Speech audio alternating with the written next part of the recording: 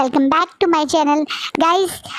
आज एक new part start करने से पहले मैं आप लोगों से दो बात शेयर करने वाली चाहती हूँ। एक्चुअली मेरे ऑफिस में कुछ काम ज़्यादा हो गया है, तो हो सकता है कि मैं थोड़ा सा ऑफिस जाऊँ बीच में। तो मैं ऑफिस के आफ्टरनून में मतलब लंच टाइम में रिकॉर्डिंग करने की ट्राई करूँगी, क्योंकि हम लोगों के लंच टाइम में हम लोग एक होता है ना कैंटीन एरिया, उसमें लंच नया करके हम लोग टेरेस पे बैठ के लंच करते हैं। तो कई बार मैंने वहाँ देखा है कि मैं काफ़ी जगह खाली रहती है, तो मैं ट्राई करूँगी कि मैं वहाँ पे रिकॉर्डिंग कर दूँ, क्योंकि ऑफिस जाके फिर वापस आने में मुझे बहुत लेट हो जाता है, तो रात में मैं रिकॉर्डिंग नहीं कर पाती हूँ। तो अगर आप चाहें तो मैं 2-3 दिन का गैप लेके वीडियो लाऊँ, या अगर आप कंफर्टेबल हो थोड़ा सा डिस्टर्बेंस के साथ भी रिकॉर्डिंग आ जाए तो आप प्लीज़ मुझे कमेंट में बताइएगा। Now back to the story. Last part में हमने देखा था कि मो शुआन को मो मेंशन में वापस ले जाया जा रहा था, जब पूरा का पूरे मो फैमिली इस चीज़ से खुश थी कि वो मो शुआन के साथ अपने हिसाब से चीज़ें करेगी। वहीं विंग भी मन में बहुत खुश था, क्योंकि वो इस फैमिली से फेस टू फेस करना चाहता था। उसे इस फैमिली से स्पेशली डील करना था, क्योंकि उसने इस बॉडी को मतलब मो शुआन ने उसे दिया है, उसे नई लाइफ जीने का मौका दिया है, अपने लंजा को प्यार करने का मौका दिया है। तो भी उस चीज़ के लिए मो शुआन को थैंक यू करना चाहता था। जो टॉर्चर इन लोगों ने मो शुआन के साथ किया है, उस टॉर्चर का एक बार बदला तो वो लेना चाहता था। इसी बदले के साथ विंग मो मेंशन पहुंचता है। वो जैसी गाड़ी पार्किंग में लगती है तो मैडम मिसेस मो, जो अब तक बड़ी स्वीट स्वीट बन के लैंड मेंशन में विंग को प्यार जता रही थी, बेटा बेटा करके उसे खाना खिलाने की कोशिश कर रही थी, उसे ज़बरदस्ती अपने पास बैठाने की कोशिश कर रही थी। वो तुरंत गुस्से में गेट खोल के बाहर आती है और एकदम से ड्राइवर से बोलती है, इसका सामान अंदर ले आओ और इससे भी, और बोल के वहाँ से चली जाती है। विंग एकदम से स्माइल करता हुआ ड्राइवर के पास देखता है, बोलता है, कोई ज़रूरत नहीं है आपको मेरा सामान अंदर ले जाने की, मैं खुद अपना सामान अंदर ले जाऊंगा। और स्माइल करता हुआ अपना सामान जो उसकी डिक्की में है, जो शायद सिर्फ 2 ही 3 दिन का है, उसे लेके उस छोटे से बैग को लेके आराम से अंदर की तरफ एंट्री करता है। तो आप मुँह में मतलब थोड़ा सा गाना गुनगुनाते हुए, आप थोड़ा सा अपने चेहरे पर स्माइल लेते हुए जैसे ही वो रूम के अंदर मतलब उस मेंशन के अंदर एंट्री करता है, तो देखता है मेंशन भी काफ़ी अच्छा बड़ा है, यानी मो फैमिली भी रिच है। पर उसे ये नहीं पता कि वो रिच इस वजह से हैं क्योंकि ये सारे पैसे मो शुआन की फैमिली, उसके मदर फादर की सेविंग, उसके मदर फादर की वो इंश्योरेंस की वजह से मिले हुए पैसे हैं, जिसपे ये लोग ऐश कर रहे हैं। विंग बड़े प्यार से स्माइल करते हुए अंदर एंट्री करता है, तो देखता है कि सामने पूरी की पूरी मो फैमिली बैठी हुई है। मिमी भी सामने बैठी है, साइड में उसके फादर बैठे हैं और एक साइड पे उसकी मदर बैठी है। ये तीनों उसे घूर घूर के देख रहे हैं। अचानक से मिमी जैसे ही अंदर उसे आते हुए देखती है, तो गुस्से में अपनी जगह से आगे बढ़ती है और आगे आते हुए एकदम से मो शुआन पे हाथ उठाने की कोशिश करती है, लेकिन इससे पहले वो विंग को टच भी कर पाती। विंग गुस्से में उसका हाथ पकड़ लेता है और अपने चेहरे पे पूरी स्माइल करते बोलते हैं, अरे सिस्टर, अभी तक तो मैंने घर के अंदर पैर भी नहीं रखा और आपने आते ही मेरे स्वागत का काम शुरू कर दिया। अच्छे से बैठिए, फिर मिलके बातें करेंगे, फिर मिलके एक दूसरे से डिस्कस करेंगे। थोड़ा आप मेरा स्वागत कीजिएगा और फिर रिटर्न में मैं भी तो आपको रिटर्न गिफ्ट दूंगा। इस बात पे मिमी गुस्से में अपना हाथ छुड़ाती, तुम्हारी इतनी हिम्मत, मेरा हाथ पकड़ने की कोशिश कैसे करी तुमने? तुम जरा सा लैंड मेंशन में क्या रहने लगे? तुम्हारे पर निकल गए हैं, कहते हैं ना चींटी के पर निकल जाते हैं तो अपने आप को हाथी से बड़ा मानने लगती है, लेकिन तुम इस बात को याद रखना, तुम मेरे आगे कुछ नहीं हो। और ये बोलने के बाद मिमी दोबारा से विंग पे अटैक करने की कोशिश करती है। अब विंग जिसके एक हाथ में बैग था, उस बैग को गुस्से में नीचे रखता है। अब दोनों हाथों से दोनों मिमी के हाथ कस के पकड़ लेता है और इतनी कस के पकड़ता है कि ऑलमोस्ट उसके हाथ मुड़ने ही वाले हुए और गुस्से में बोलता है, मैंने कहा ना एक बार मैं आराम से अपना बैग अंदर रख लूँ, उसके बाद बात करते हैं। शायद तुमने ऑफिस में कुछ काम करा या ना किया, पर आज मैंने बहुत ज़्यादा हार्डवर्क किया है, मेरी बॉडी बहुत टाइट फील कर रही है, थोड़ा सा रेस्ट लेना चाहता हूँ मैं, उसके बाद तुमसे डील करूँगा। तुम्हें पता है ना, ऐसा कुछ करने में थोड़ा सा टाइटनेस तो हो ही जाती है, और ऊपर से वो चेयर, ऑफिस की चेयर पे इतना कंफर्टेबल नहीं था पोजीशन जो मैं कंफर्टेबल फील कर पाऊँ। थोड़ा धीरे से, थोड़ा सा टीजिंग टोन में मैं इस समय मिमी के कान में बोल रहा है। कहने के लिए तो ये कुछ शब्द है जो विंग ने मिमी के कानों में बोले, लेकिन असलियत में तो ये विंग की वो बातें हैं जो मिमी की आत्मा तक को झंझोड़ रही है। वो याद दिला रही है कि मतलब विंग के वर्ड्स मिमी को याद दिला रहे हैं कि ये वो लंजा उसका है और वो विंग के साथ ही रहेगा। वो ही है जो लंजा को ऐसे टच कर सकता है, उसी का राइट है लंजा के साथ ये सब करने का। और मिमी कुछ भी नहीं कर सकती है सिवाय अपने दांत पीचने के, अपने सीड्यूस करने के। वो लंजा के आसपास भी नहीं रह सकती है। वो कितना भी नाटक कर ले, कितनी कोशिश कर ले लंजा के दिल में आने की, लेकिन वो लंजा के उस प्राइवेट स्पेस तक में नहीं आ सकती है जो एक इंसान के सराउंडिंग में रहता है। वो कुछ नहीं है, वो मीमी के सामने कुछ भी नहीं है। इनके ये शब्द साफ साफ मिमी को ये चीज़ महसूस करवाते हैं। यही कारण है कि मिमी जो शायद इतने गुस्से में कि वो ध्यान भी नहीं करती और बहुत ज़ोर से विंग से अपना हाथ छुड़ाती है। वो इतनी ज़ोर से हाथ छुड़ाती है कि वो खुद ही डिसबैलेंस होकर पीछे की तरफ गिर जाती है। अब विंग बिल्कुल सामने खड़ा है, अपने दोनों हाथों को क्रॉस करके और घूर घूर के मिमी को देख रहा है। और उतने ही गुस्से में मिमी उसे घूर घूर के देख रही है। इससे पहले विंग कुछ कह पाता, तुरंत धड़ाम करके उसे एकदम से किसी चीज़ से हिट होता है। विंग का ध्यान इस समय पूरी तरह से गुस्से में सिर्फ मिमी पे था, तो उसने इस चीज़ के लिए वो रेडी नहीं था। वो देखता है कि एक गोल्फ स्टिक से उसे हिट कर रहे हैं, वो भी कोई और नहीं मास्टर मो, और गुस्से में उसे स्टिक को हाथ में ले हुए विंग की तरफ गुस्से में देखते, मतलब मुँह छाने की तरफ गुस्से में देखते थे। तुम गंदी नाली के कीड़े, तुम्हारी इतनी हिम्मत कि तुमने मेरी फूल सी बच्ची को धक्का दिया, तुम्हारी इतनी हिम्मत कि तुमने मेरी मिमी को टच किया, तुम्हें शायद थोड़े दिन घर से दूर क्या भेजा, तुम अपनी औकात भूल गए। और ये बोलने के बाद एक तरह से मास्टर मो दोबारा से विंग को हिट करने के लिए वो स्टिक उठाते हैं। विंग तुरंत गुस्से में उस स्टिक को अपने हाथ से पकड़ लेता है और घूर घूर के एक तरीके से मास्टर मो को देखने लगता है। विंग किस तरह से स्टिक पकड़ना, यही कहते हैं मोशानी का, इस तरह से स्टिक पकड़ना देख के पीछे खड़ी मिसेस मो और मास्टर मो दोनों शॉक हो जाते हैं। आज तक मोशवानी तो किसी मतलब उसकी रिफ्लेक्शन इतनी स्ट्रांग नहीं थी कि वो किसी भी इंसान को पकड़ सके, रोक सके, और विंग वैसा नहीं है। विंग तुरंत अपनी विंग की रिफ्लेक्शन बहुत स्ट्रांग है, तो वो एकदम से कुछ भी सडनली वाली चीज़ों को ऑब्जर्व भी करता है और रोक भी सकता है। दूसरा विंग के अंदर वो करेज है जो मोशानी के अंदर कभी नहीं थी। उसके अंदर कहाँ इतनी करेज थी कि वो मास्टर मो को रोक सके, लेकिन विंग ऐसा कर रहा है। विंग गुस्से में मास्टर मो की तरफ देख रहा है और बोल रहा है, शायद आप भूल गए हैं क्या, आप ही मेरे फादर हैं। तो एक तरीके से मेरे अंदर ब्लड आप ही का तो है, तो आप मुझे गाली दे रहे हैं, तो इस तरीके से आप अपने आप को ही गाली दे रहे हैं फादर। और इस तरीके से मुझ पे हाथ उठाने से पहले आपको याद है या नहीं है कि अब मैं लैंड मेंशन या ये कह दीजिए लैंड फैमिली का सन इन लॉ हूँ। मेरे ऊपर आया हुआ एक भी चोट आपके पूरे के पूरे बिजनेस को, आपके पूरे के पूरे फैमिली को बर्बाद कर सकती है। हिम्मत कैसे हुई आपकी लांग वांगजी की हस्बैंड को टच करने की?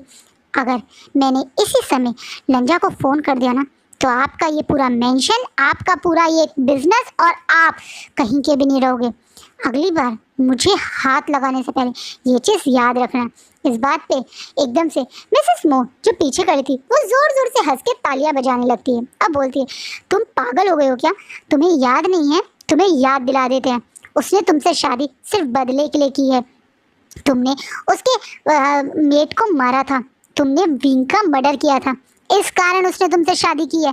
अगर उसे पता चलेगा कि हमने तुम्हें टॉर्चर भी किया है या पनिश भी किया है, उसके बाद भी वो तो खुश होगा। वो खुश होगा कि एक मर्डरर को हमने ये सब किया है, उसके लवर के मर्डरर को ये किया है।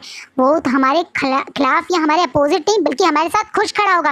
आज से पहले भी कई बार हुआ है ना, तुम भूल गए हो क्या? इस बात पे विंग के हाथ से वो गोल्फ स्टिक हट जाती है और विंग अपनी जगह से थोड़ा सा आगे बढ़ के पहले मिमी को खड़े करने की कोशिश करता है। मिमी गुस्से में उसका हाथ हटाती है तो विंग के चेहरे पे हल्की से स्माइल आ जाती है और वही स्माइल के साथ वो मिसेस मो की तरफ आगे बढ़ता है और कहता है, पुरानी बातें भूल जाइए मदर, क्योंकि अब मैं वो पुराना मोह शाने नहीं रहा, और इसीलिए आप भी पुरानी वाली हरकत कंडे मत अपनाइए, वरना जो आप लोगों के साथ होगा उसके लिए आप मुझे ब्लेम मत करना। इस बात में मास्टर मो जो काफ़ी गुस्से में है कि उस मो शुआनु ने उसे रोकने की कोशिश की, वो दोबारा से उस हॉकी स्टिक वो गोल्फ स्टिक को लेके वो दोबारा से मो शुआनु के ऊपर अटैक करने की कोशिश करते हैं। वो सोचते हैं पहले की तरह वो पीछे से मो शुआनु को मारेंगे तो वो दोबारा से उसे मार पाएंगे। इस चक्कर में वो दोबारा से मारने की कोशिश करते हैं, लेकिन विंग तुरंत पीछे मुड़ के वो स्टिक पकड़ लेता है और इस बार तो वो इतनी जोर से स्टिक को पकड़ के खींचता है कि मास्टर मो के हाथ से वो स्टिक निकल जाती है। अब वो स्टिक गोल्फ स्टिक मो शुआनु के हाथ में है और मो शुआनु गुस्से में मास्टर मो की तरफ देख रहा है और बोल रहा है, आपने दोबारा से मुझे हिट करने की कोशिश की, मैंने मना किया था ना, उसके बावजूद भी आपने मुझे स्टिक मारने की कोशिश की। इस बात पे मो शुआनु की तरफ गुस्से में देखते हुए मिस्टर मो बोलते हैं, करूँगा, मैं तुम्हारी वो हालत कर दूंगा कि तुम पछताओगे। स्टिक पकड़ने के अपने आप को ज़्यादा बहादुर समझ रहे हो तुम। अभी के अभी बुलाओ मेरे गार्ड्स को, जोर से चीख के अपने गार्ड्स को बुलाने की कोशिश करने लगते हैं। इस बात पे विंग थोड़ा सा गुस्सा हो जाता है। एक बार इन लोगों को वो प्यार से समझा रहा है, डील करने की कोशिश कर रहा है, ये लोग उस पर अटैक करने की, उसे बंदी बनाने की, उसे टॉर्चर करने की, उसे मारने की कोशिश कर रहे हैं। विंग को कमज़ोर समझने की गलती कर रहे हैं।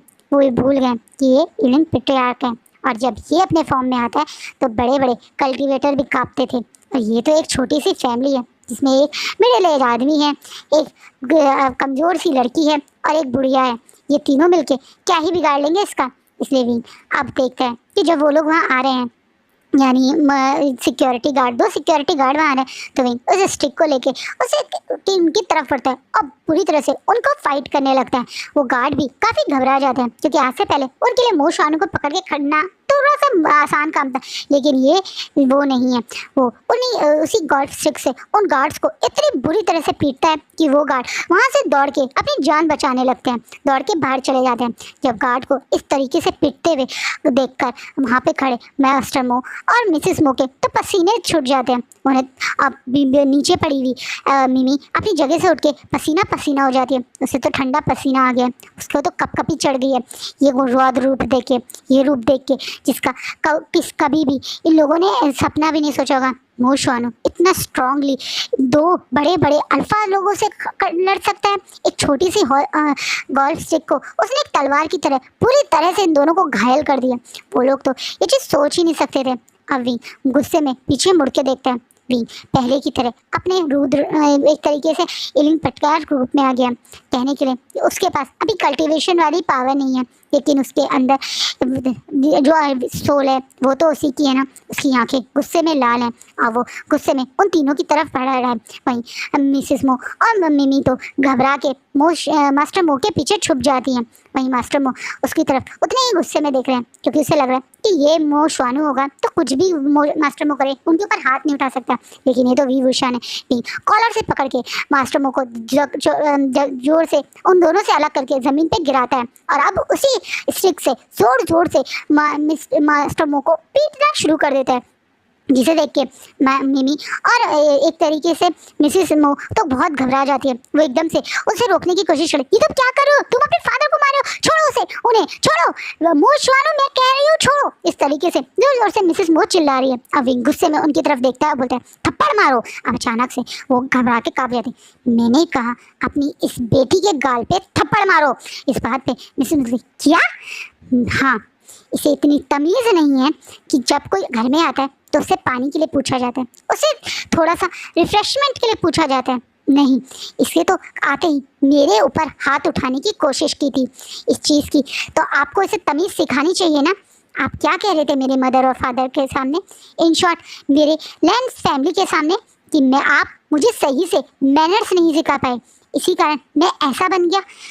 सच्चाई तो ये है कि आप सही से अपने किसी बच्चे को मैनर्स नहीं सिखा पाई, इसलिए मैं आपको एक लास्ट चांस दे रहा हूँ। आप अपनी बेटी को थप्पड़ मारो और मैनर सिखाओ। इस बात पे मिसेस मो घबरा जाती है। विंग बोलता है अगर आप ऐसा नहीं करेंगी तो फिर ये बोल के विंग वही गोल्फ स्टिक दोबारा से मास्टर मो को मारना शुरू कर देता है।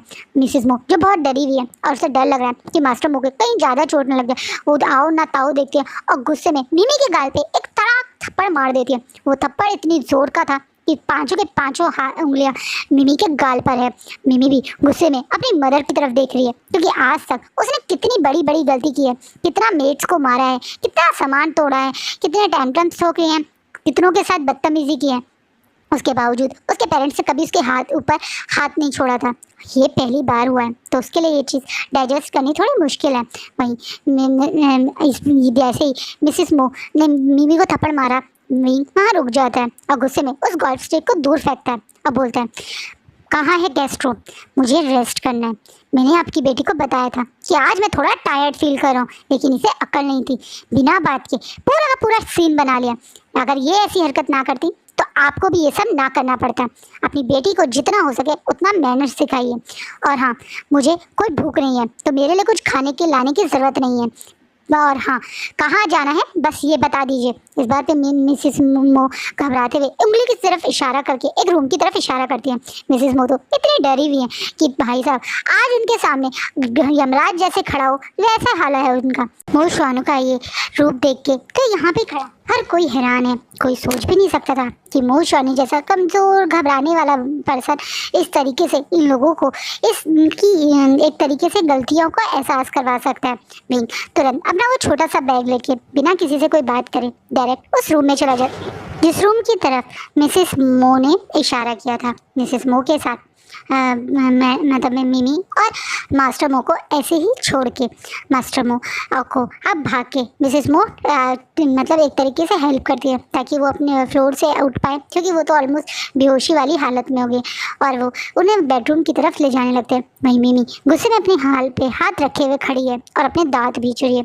उसे बहुत गुस्सा आ रहा है। उसे समझ नहीं आ रहा है कि वो मो शुआनु जिसे वो कठपुतली की तरह नचाती थी, अपना पंचिंग बैग समझती थी, जब चाहे अपना इंजाम उसके ऊपर लगा देती थी, सारी दुनिया के सामने उसको अपना एक तरीके से कहते हैं ना सारे गलत काम के लिए उसका फेस यूज़ करती थी। वो मो शुआनु आज इस तरीके से उसे आंख दिखा रहा था, उसे उसी की मदद से थप्पड़ गड़वा के चला गया। ये चीज़ उसे समझ नहीं आ रही है। वहीं मास्टर मो और मिसेस मो की तो बहुत बुरी हालत है। मिसेस मो मास्टर मो के जख्मों पे मलहम लगा रही है और बेचारी बहुत स्ट्रेस ले रही है। नहीं, मास्टर मो भी अब बहुत घबराया हुआ फील कर रहे हैं। वो अपनी बेटी के सामने हमेशा शेर बन के घूमते हैं। ये सोचते हैं कि जो उनकी बेटी कहेगी वो कर सकते हैं, लेकिन आज उनकी हिम्मत नहीं है दोबारा से मो शुआनु के आसपास भी आने की। मिमी गुस्से में अपने रूम में जाती है और एक तरीके से वो अपने रूम से एक बड़ा सा वो कहते हैं ना हंटर टाइप का लेके आके विंग के रूम में जाने की कोशिश करती है। लेकिन मिसिस मो जो शायद थोड़ा बाहर आई थी अपने हस्बैंड के लिए पानी लेने, उसे इस तरीके से करते देख के भाग के जाती है और उसे रोक लेती है और गुस्से में बोलती है, ये तुम क्या करने जा रही थी, तुम्हें कहाँ जा रही हो, और वो भी ये लेके। मैं उसे उसकी औकात दिखाने आई थी। इसने फादर के साथ कैसा बिहेव किया और मेरे साथ कैसा बिहेव किया, आपको लग रहा है मैं इसे छोड़ूंगी? मैं आज इसकी खाल अलग कर दूंगी इसकी बॉडी से। इस बात पे मिसेस मो मिमी के हाथ से गुस्से से वो हंटर छीनती है, कहती है कहीं ऐसा ना हो वो तुम्हारी खाल अलग कर दे। जाके अपने फादर को देखो, वो तुम्हारे अभी भी दर्द में है, उनके पास जाने से तो रही, तुम अब इस समय उस पर गुस्सा करने जा रही हो। तुमने देखा नहीं अपने फादर की हालत, तुम तो एक कमज़ोर सी ओमेगा हो और तुम्हारे फादर इतने स्ट्रॉन्ग अल्फा थे। जब वो तुम्हारे फादर को इतनी बुरी तरह से मार सकता है तो तुम्हें लगता है वो तुम्हें छोड़ देगा? वो तुम्हें भी वैसे ही ट्रीट करेगा जैसे तुम्हारे फादर को किया था। ये वो मो शुआनु नहीं है जिसे तुम और मैं जानते थे, ये तो कोई और ही है। मैंने उस लैंड मेंशन में बहुत सारी चीज़ें ऑब्जर्व की हैं। मैं तुमसे उस बारे में भी बात करना चाहती हूँ। अभी इसे यहाँ छोड़ो, अपने फादर के रूम में चलो। इस बात पे मैं ना चाहते हुए भी मिमी अपनी मदर के साथ अपने फादर के रूम में जाती है। अब ये तीनों सामने बैठे हुए हैं, जहाँ उसके फादर पीठ के बल मतलब पेट के बल लेटे हुए हैं और पीठ पे आराम से अपनी वाइफ से ट्रीटमेंट करवा रहे हैं। नहीं, मिमी सामने बैठी हुई है और गुस्से में कभी अपने दांत भींच रही है और गुस्सा करते बोलती है, मदर आपने मुझे क्यों रोका? देखिए ना फादर को कितना पेन हो रहा है, और ये पेन देने वाला कौन है? वही मो शुआनु। हम उसे कैसे छोड़ सकते हैं? हमें उसकी औकात उसे महसूस करवानी चाहिए थी, उसे महसूस करवाना चाहिए था कि वो कौन है। वो हमारे टुकड़ों पे पलने वाला एक कुत्ता है जिसे हम जैसा ट्रीट करेंगे वैसा उसे रहना पड़ेगा। हमें ऊपर भौंकने की हिम्मत करेगा तो उसके साथ हम क्या कर सकते हैं, हमें उसे बताना चाहिए। मैं मिमी गुस्सा करते हुए बोलती है। इस बात पे मिसेस वो बोलती है, ये बात भूलो मत, शायद तुम्हारे फादर ने तुम्हें कई बार बताई होगी, वो एक हम हैं जो उसके टुकड़ों पे पल रहे हैं। ये सारी प्रॉपर्टी, ये सब कुछ उसका है, और हाँ लीगली अभी भी वो इसी चीज़ का मालिक है। अभी तक उसे सही से पता नहीं है, लेकिन अगर उसे गलती से भी ये बात पता चल गई ना तो तुम और हम रोड पे होंगे। तो इस बात पे मास्टर मो भी कुछ नहीं बोलते हैं, लेकिन मिमी गुस्से में अपनी मदर की तरफ बोलती है, आप ये बात क्यों बोल रहे हो? उसे नहीं पता है और कभी पता भी नहीं चलेगा। अब तक पता चला है क्या? कितना बड़ा हो गया है, जब तक अब तक हमने उसे पता नहीं करने दिया तो आगे भी पता नहीं चलेगा। अच्छा खासा आप इसे जेल में ही मरवा देते फादर, आपने इसे जेल से बाहर के आने ही क्यों दिया? इस बात पे मैं मास्टर बोलते हैं, मैं चाहता तो मैं भी यही था और मेरा ये प्लान सक्सेस भी होने वाला था, लेकिन पता नहीं जेल में कैसे वो बच गया। शायद वो जेलर वो कुछ ज़्यादा ही ईमानदार था, इसी कारण उसने मेरे प्लान पे पानी फेर दिया। मैंने उसे इस जेल में इतनी बुरी तरह से ट्रीटमेंट करवाई थी, कितने पैसे दिए थे लैंड फैमिली ने उसको वहाँ पे बुरी तरह से लोग ट्रीट करे, उसके बावजूद भी ये इतनी मजबूत हड्डी का इंसान है कि इतने टॉर्चर सहने के बाद भी जिंदा रहा।